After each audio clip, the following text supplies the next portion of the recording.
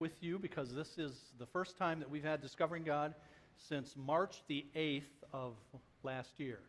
So glad to now be getting back truly to normal for our church. And I want to tell you what we're going to be doing in this hour over the next few weeks.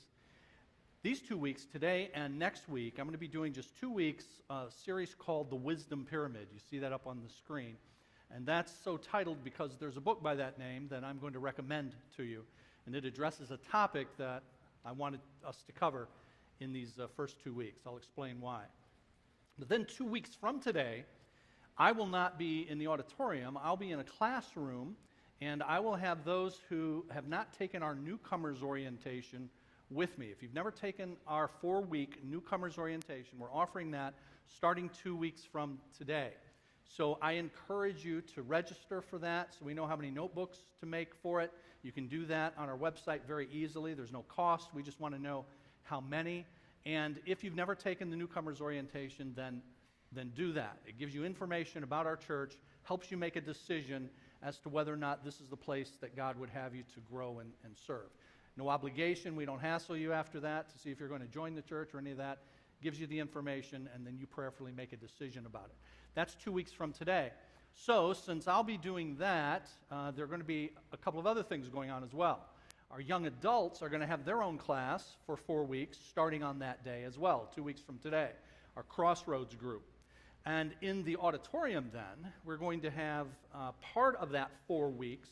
Dr. Combs is going to teach a series on the Old Testament law and the New Testament Christian. Did I get the title right? Yeah. And his part of that 4 weeks is going to be either 2 or 3. On the first of those, 2 weeks from today, I have, I think, a guest speaker. I won't say who it is yet because I don't know for sure if his plane's going to get out on time. It's arriving Sunday morning at like 8:30, but if it's delayed, he won't be able to be here. So Dr. Combs will start either the 15th or the following week, the 22nd. But we'll have other of our guys teaching you during those 4 weeks. The following week after that's over with, we'll all be back in here, but that weekend, which is the weekend of September 10, 11, and 12, we're going to have Rick Thomas with us. Rick Thomas is a biblical counselor that we had with us 2 years ago. He did then, 2 years ago, what he's going to do this year, and that is he's going to preach for us. He's also going to handle the Discovering God Hour for us that day. And the 2 days prior, the 10th and 11th, he's going to lead that marriage retreat that we've been announcing and that I mentioned during the first hour. So I encourage you couples, if you can make it, go to register for the marriage retreat. And those of you that aren't even married, but if you're engaged or seriously thinking about it, then consider it as well. So Rick will be here on September 12th. The following week, September 19th, then, we start 2 new series. One in the worship hour in the book of Acts, and then in this hour, we'll be doing a series called Identity Crisis. Identity Crisis. And for that, we're going to send mailers and invitations out to all of Trenton like we do for these series. We encourage you to invite folks to come for that. The identity crisis idea is to look at what the Bible says about who we are as human beings, made in the image of God, who we are as fallen beings, and then what that means for how and who we are in Christ in terms of our identity. And what that means for things like gender identity. Now, we put that in the description. I was saying at our family meeting last Sunday afternoon, we're not highlighting that. I thought about just doing a series on gender identity, but I thought, we're just coming back, and I don't want news crews out in front quite yet. So I think I'll hold off on that until we're ready to handle that. That's probably coming in the future. But that will be one aspect of it. So September 19th, in this hour, Identity Crisis will be our series. In the meantime, I want to take these 2 weeks to talk about the Wisdom Pyramid. Before I get into that, though, I have been waiting for almost a year and a half to just rant a little bit.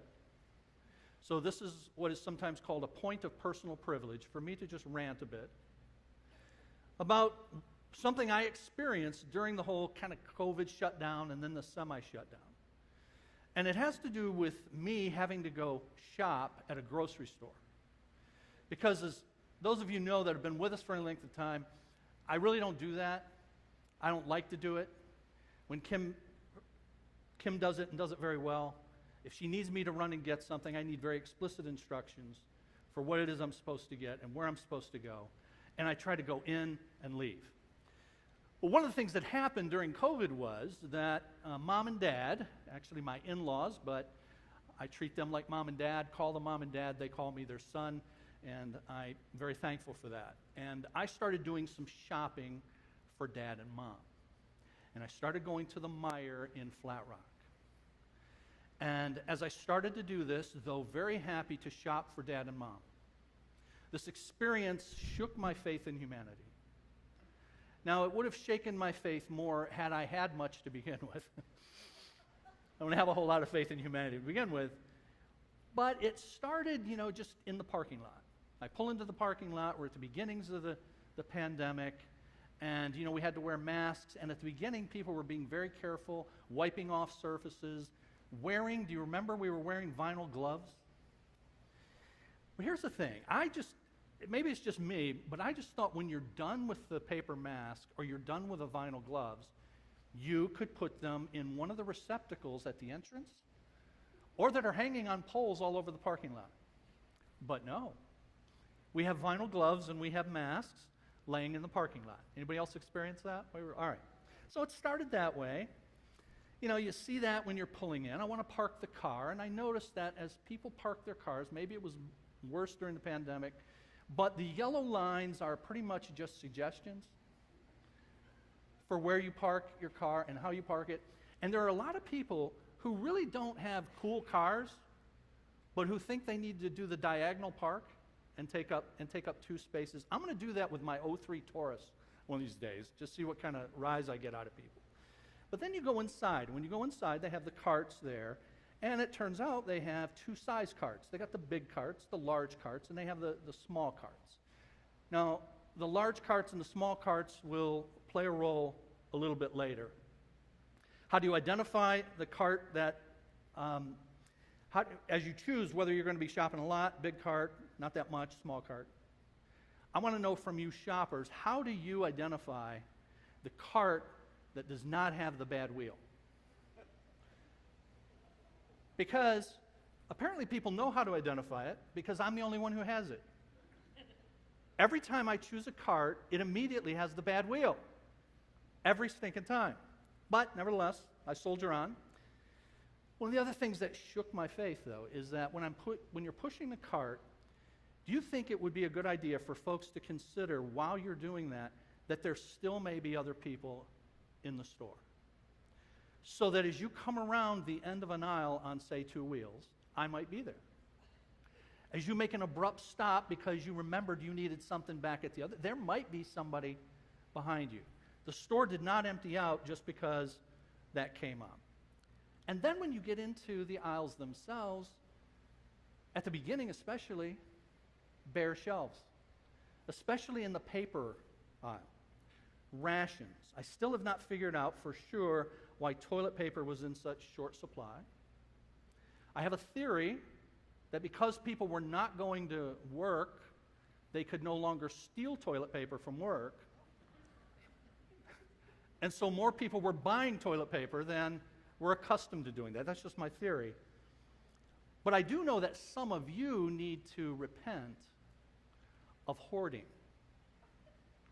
Because during that period of time, I happened to go to a couple C.B. Sears houses, drop something off, pick something up, and they opened up their garage, and in a couple of instances, I saw the Fort Knox of toilet paper. I know now where all the paper products went, to a couple of garages of C.B. Sears. Now, I'm not going to mention who the C.B. Sears are right now. But if it comes in handy for me in the future, I may do that. I started to get my routine down for shopping for Dad and Mom. I even came to enjoy the actual shopping to see how quickly I can complete their relatively small list. But then there's checkout, and there were long lines. There were shorter lines in the self-checkout. Now, I have a degree in computer science, but I find myself talking back to the voice coming out of the scanner. I did place the item in the bagging area. I audibly say that. And I'm so bad at it that I have to have somebody come over and assist me. So much so that I gave up on the scanning thing and I waited in line. Now I finally get out of there. Often, as I say, with assistance from the person whose job it is to assist clueless people. And I go out, I unload my stuff into the car. I'm going to dutifully place my cart in the corral. Now you remember the small and the large carts? And I go over to the corral and there's two sections. And with a divider right in between, and one has a big sign that says large carts, and the other one says small carts. But here's the part that did me in. There are small carts in the large cart section. And there are large carts in the small cart section. I'm mortified. I wonder who would do this. And then I remember that during my shopping over these several weeks, I've seen some CB Sears in Meijer, in Flat Rock. Now, I'm not going to accuse those CB Sears, but I'm looking at you, Kim Moser, and I'm looking at you, Sally Meadows. So, there's Kim right over there. Sally beat a hasty retreat, apparently, but you all tell her that I talked about her behind her back, okay? So my faith in humanity has not been restored, but that was my experience, and I just wanted to get some of that off my chest. So if you go to the store, I might be there. And if I'm there, I'm watching you. I'm watching how you park. I'm watching how you push your cart in the store. I'm watching whether you put your cart in the right side of the corral when you leave the place, okay? All right. I feel better. Today, we start a 2-week series called, as you see on the screen, the Wisdom Pyramid. Now, I'll explain some more about that a bit later. But 2 weeks ago, during the worship hour, the message was on what the Bible says about the imperative of honesty, that we communicate only what's true. That is, we do that because it's consistent with the character of God. Because God is truthful, we're to reflect truth in all of our communication. All that God affirms is true, and therefore all that we affirm must be true as well. Now, I've used that word affirm on purpose. We might quote something that's false, but either by our explicit repudiation of it or by the context in which we present it, we're not necessarily affirming it as true. We may quote someone else who said something false without affirming that it's true. So you could say that it's okay that not everything we say is true, but it's certainly not okay that anything we affirm fail to be true. For example, it's the case that in the Bible, not every statement that you find in the Bible itself is true. Because God does not affirm every statement in the Bible. Sometimes the Bible quotes Satan. Quotes Satan, and who is, according to Jesus, the father of lies. In fact, the very first time we're introduced to Satan in the Bible is Genesis chapter 3, and you all know he tells an outright lie. So in Genesis chapter 3 and verse 4, contrary to what God said, in the day you eat of the fruit of the tree in the midst of the garden, you will certainly die. He just says flat out, you will not certainly die. So that's what I mean when I say not every statement in the Bible is true. That statement is false. Obviously. It was said by Satan to be true from him, wanting them to believe that it's true, and the fact that he said it is true, but what he said is false. It's an accurate record, but it's a false affirmation. Now, we should then develop habits of truthfulness in our speech, but also in our use of social media, so that when people read something that we wrote or that we forward, they can rely on it as true. Otherwise, friends, we should not affirm it. Followers of Jesus need to be honest and trustworthy.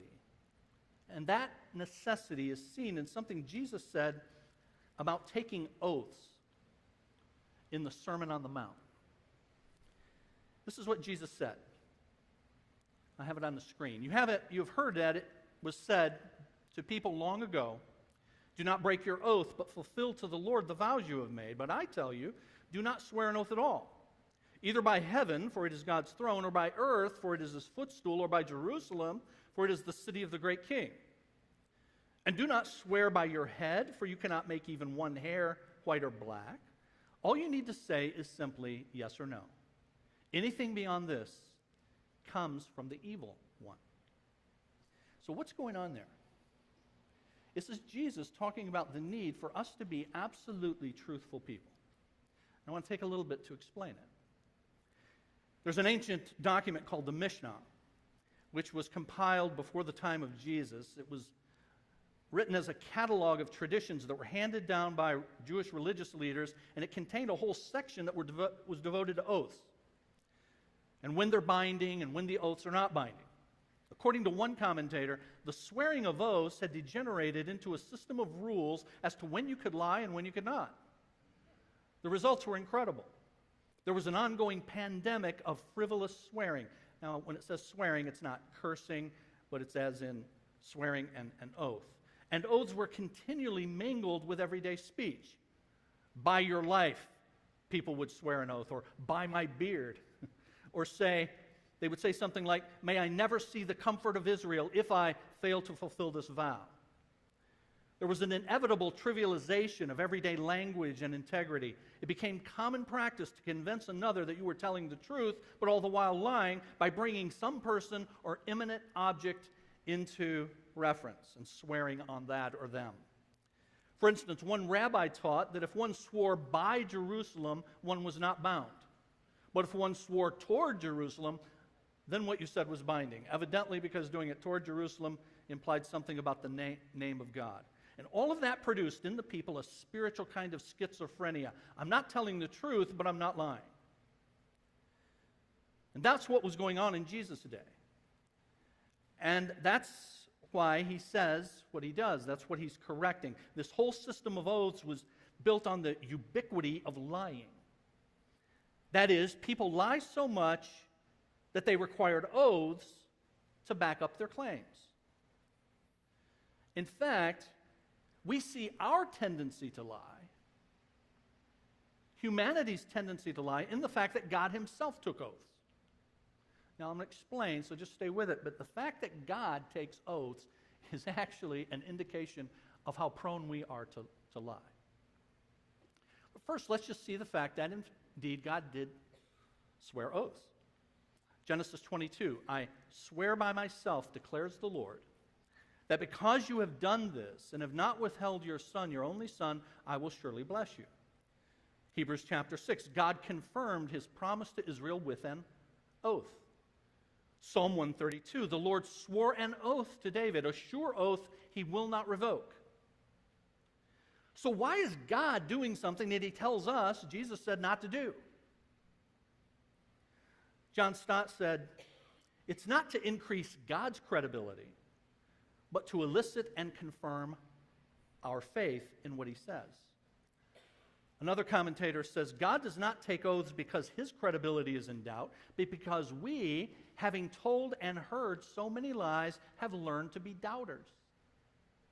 We're accustomed to breaking our word and having others break their word to us. Therefore, God knows we need assurance of his reliability. He knows that our standards are so low, we expect falsehood from everyone, even him. So for our sake, he takes an oath to guarantee his word. That's why I said we see our tendency to lie in the fact that God himself condescended to take oaths. God would have no reason to take an oath if it were not for our deceitfulness and our expectation that people often lie.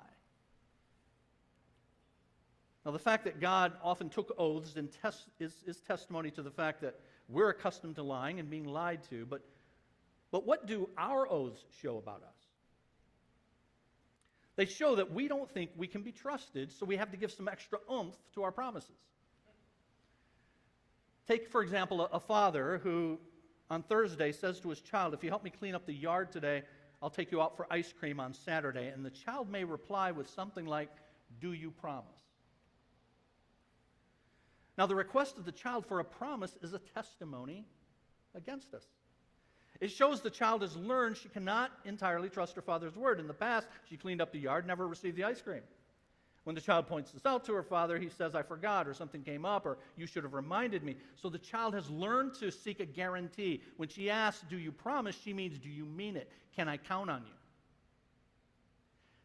And that's why Jesus says then, in verse 37 of Matthew 5, all you need to say is simply yes or no. Anything beyond this comes from the evil one. That is, we should be people whose character reflects God, is honest, so that those who know us should be able to trust us without embellishments. There was a group of people during Jesus' time. You know, in the Bible you have the Pharisees and the Sadducees. This group's not mentioned in the New Testament, but they existed as well as very devout, cult-like religious people, the Essenes. And they said this, he who cannot be believed without swearing by God is already condemned. So private oaths to those who know us should be completely unnecessary. But what about taking public oaths? We go into a courtroom, we're asked to solemnly swear or affirm to tell the truth, whole truth, nothing but the truth. Now, I don't think it's the case that Jesus is prohibiting public oath-taking, because hear this. We can take oaths on occasions when those who hear us need it, since they do not know us. And as we've already seen, humanity assumes falsehood. So that's why you have to do this. You have to do it for the benefit of other people who have learned by their own lying and being lied to. But otherwise, you should be able to go into court and be assumed to be willing to tell the truth. So this issue of our truthfulness is extremely important to God, because we're made to reflect Him, and He, God, is always truthful. So when we read what others are affirming to be true, we need to determine whether, in fact, it is. And never, never, never pass it along unless it is so. If we don't know something to be true, then we temper our language to allow for exceptions, since we're not omniscient. I sometimes receive articles from Dr. Combs. He emails to me, and he will sometimes preface it with something like, this seems right to me. What do you think? This seems right to me. Now notice, he's saying, I'm not omniscient. I don't know if everything in it is right. This seems right to me. But if we're to be credible witnesses, we should not just forward stuff regularly and then just throw it out there and say, do your research. When Dr. Combs sends something, he reads it thoroughly and passes it on because it seems true. So friends, I'm going to talk about the uniqueness now of the age in which we live now and the challenges that we have in being truthful people, as God requires, so that what we say can be banked on, can be counted on. But integrity means you never have to delete your tweet. Integrity, for a Christian means that our statements should age well. I've had to think about that myself, particularly over this last year and a half. We started a weekly blog. And once those things are out there, they're out there forever. And so I should be able to go back 18 months, 16 months, read what I said then, and say, yeah, that's true. Or yes, I said it in such a way that it was accurate, that it can be affirmed. So why am I talking about this then now? Well, I need you to understand, CBC brothers and sisters, that in some ways my agenda for what I teach and how I apply what I teach is set by you, by what you're struggling with, and I may be struggling with as well. What we are being confronted with in the world, what challenges we're having to face in the culture. As a pastor, I try to keep my ear to the ground, so to speak, so that I have an idea of what's going on and what we need to hear, even if sometimes we don't want to hear it. Now, I don't, to state the obvious, I don't do that perfectly. Those are judgment calls about what we need to hear and how much we need to hear it. I get that. But that's the thought process. that there's a sense in which what I believe is important is set by what's happening with you, what's happening with us, what I'm hearing. I never just talk about something here just because it interests me, but rather because I think it addresses something we need. And this issue of truthful communication is one that people in general in our day are struggling with, not only because lying comes naturally to sinful people, but now because we have even more opportunity to take false input in and to pass it on to others. And that's why I'm taking these 2 weeks for the Wisdom Pyramid. It's named for this book that I recommend. We have 15 copies in our resource center. It's a book designed to help us wisely determine what we should read and listen to and in what proportions. I'm going to quote from that book before we're done. But what prompted me to think this was an issue that I should address, something that we're struggling with, and we're going to continue to struggle with if it's not corrected, and it's going to continue to be a problem for us, is this. I get correspondence from you, often with questions, sometimes to get my thoughts on an article or something. And as I read what I was receiving from folks, I was alarmed at the sources of information that we're relying on. I would look at the article and the website or the magazine or whatever, and would have things in it that were often conspiratorial, alarmist, fear-mongering. And I'm looking at where this came from, and I'm going, I'm not even familiar with what that thing is. And I do a reasonable amount of reading, but I don't even know what that is. So where are people getting this stuff? For example, don't raise your hand to this, but have you heard of the Epoch Times? The stuff in it fits the description that I just gave. But in addition to that, it's something run by a Chinese religious cult called the Falun Gong. It's not reliable, but I've received things from Christians, some in our congregation, some outside. And by the way, I don't remember who, so I'm not talking to anyone personally here. I'm not thinking of you personally. Or there's this website that I've received things from called American Greatness. Good title. American Greatness. American Greatness ran a poem. It's only existed for a little while, but it ran a poem. I'm going to read it for you. The global South deigns to redeem you. Be grateful, for they generate revenue. For the masters you failed to serve, those men the worms who pose to conserve. Those values you have clearly lost. This is the capitalist Pentecost. Submit to the modernist's spirit of avarice. Defer now to the mocha-skinned Lazarus. Know this, you are more rich than him, if not in cash, than in your white skin. What's the global South? The mocha-skinned Lazarus? You are more rich than him, if not in cash, than in your white skin? Back in February, a pastor friend passed on to me and others an article warning about how the U.S. is heading down the path that, quote, ultimately led to Nazism's fascist domination of Germany. I thought you might be interested in the linked article, he said. Now, I'm going to talk about the source for the linked article in a second. But when he sent that to me, it was just for him very clear that we're going down the path of Nazi Germany. And as I say, I know the Antichrist is coming. So I know one of these days the alarmists are going to be right. But like for now, I'm not thinking swastikas are going to be in vogue for most of us. I hadn't even thought about that, frankly. But for him, it was pretty clear. And the article he sent us to was a site called Revolver News.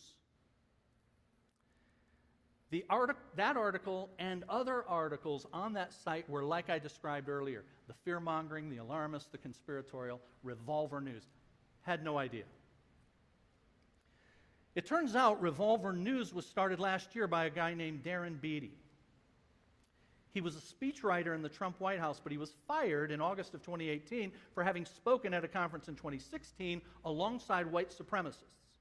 So good for the administration for firing him. Well, maybe he just made a mistake back in 2016. But on January 6th, anybody remember that date, January 6th? Anything big happened that day? That was the day of the insurrection attempt at the Capitol. That's coincidental, I assume, but while that was happening, he was busy sending out vile racist tweets, a series of tweets saying various African Americans must, quote, learn their place, and, quote, take a knee to MAGA, Make America Great Again. That's the guy who started Revolver News, and I got a pastor friend sending me stuff to that.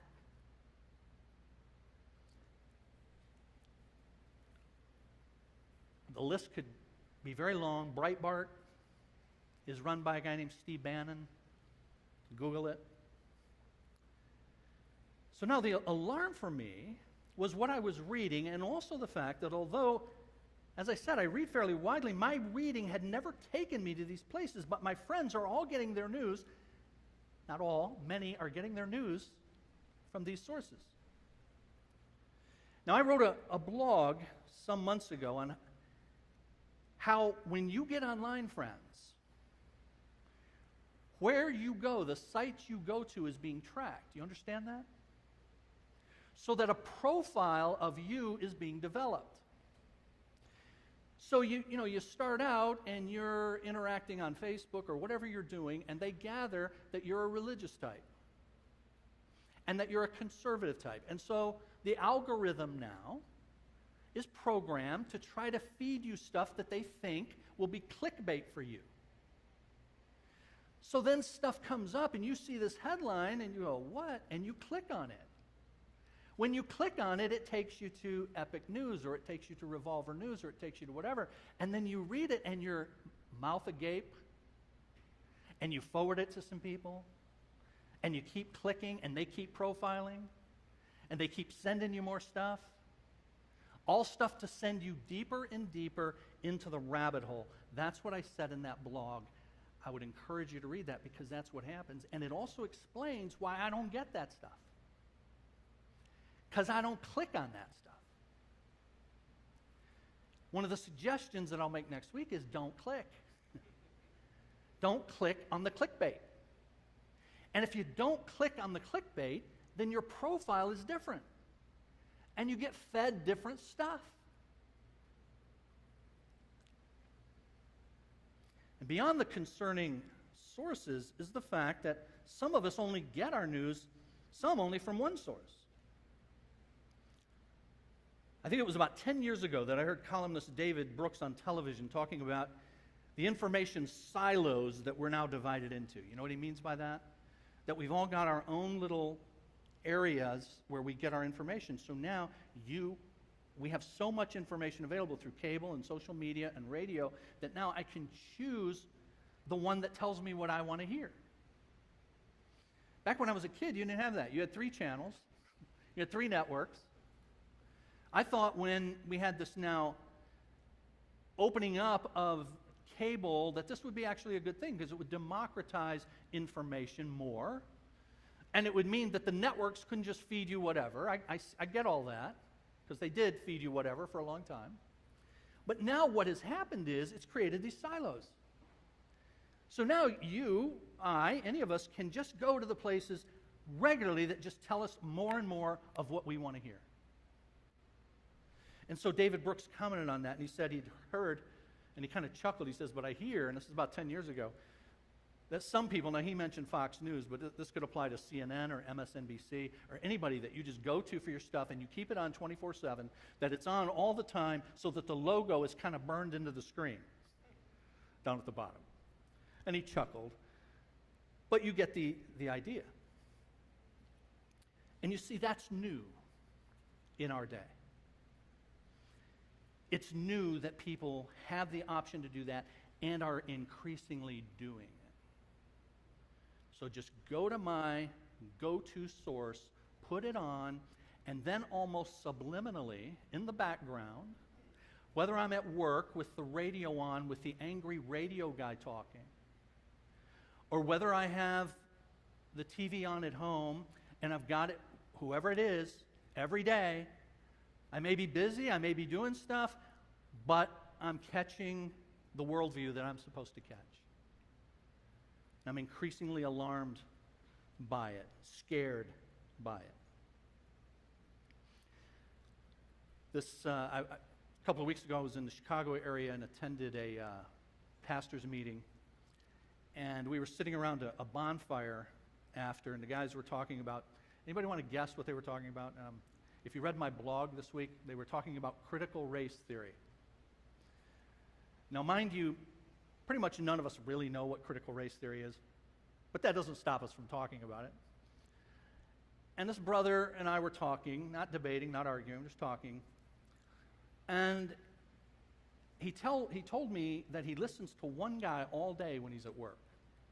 I didn't recognize the name. I think it was Steven Crowder, But I listened to one guy, whoever it was. And he says, this guy is great. I listen to him every day, all day, or for hours a day, and while I'm doing my work. Because what he does see is when he makes a claim, he then shows you the document.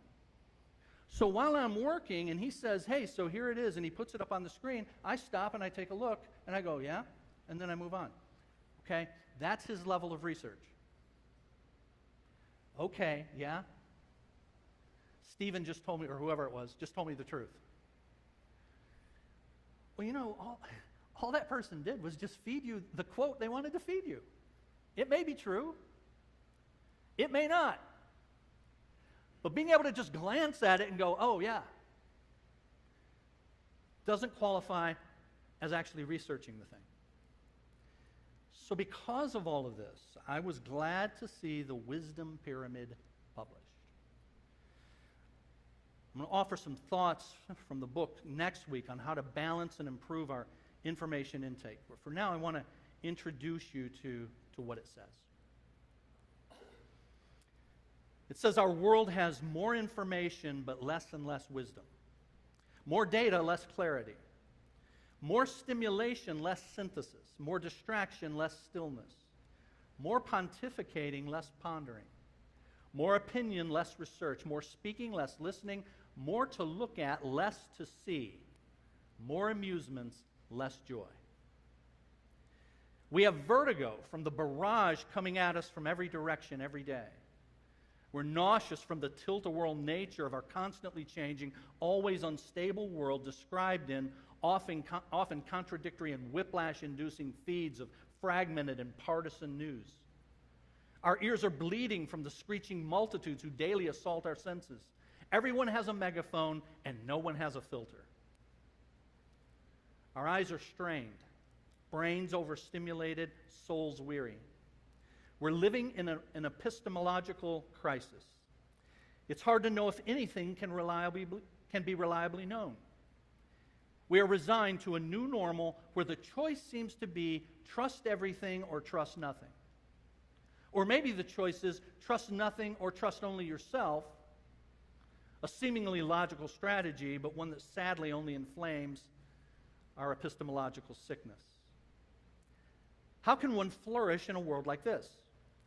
How can one fortify one's immunity and be healthy amidst a contagion of foolishness whose spread shows no sign of stopping? How can Christians become storehouses of wisdom in an era when more and more sickly people will be looking for the cure?